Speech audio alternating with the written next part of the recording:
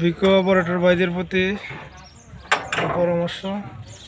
পরামর্শটা হচ্ছে, আমরা যারা ভিকো অপারেটিং করি সিজনে 6 মাস বসে থাকি। 6 মাস বসে থাকার পর দেখা গেছে কি গাড়ি অনেক দিকে তার সমস্যা তৈরি হয়ে থাকে। প্রথম সমস্যা যেটা হয় সেটা হচ্ছে আপনার রেডিয়েটর সাইটে। যদি আপনি সাইটে যাওয়ার আগে অবশ্যই রেডিয়েটর ওয়াশ করে নেবেন। প্রাথমিক আরও আউট যেগুলি করে নেবেন, কিন্তু প্রথম স্টেপে রেডিয়েটর ওয়াশ করে নেবেন, কারণ রেডিয়েটরটা আপনার জাম দেখাবে।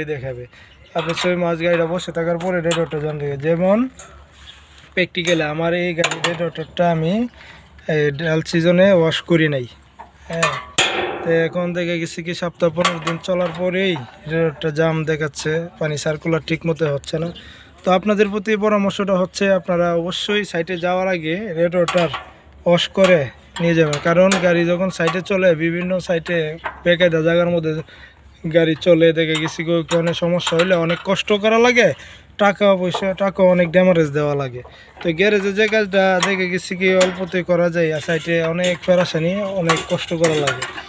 তো আপনাদের প্রতি এই পরামর্শ, আপনারা রেডিয়েটর ওয়াশ করে নিয়ে ইনশাল্লাহ সাইটে যাবেন। আর প্রাথমিক গাড়ি আনুষ্ঠানিক যা নজর আছে কাজকাম করে নিয়ে সাইটে যাবেন, কারণ সাইট মানেই কষ্ট। সাইটে কাজ করাতে গেলে কষ্ট।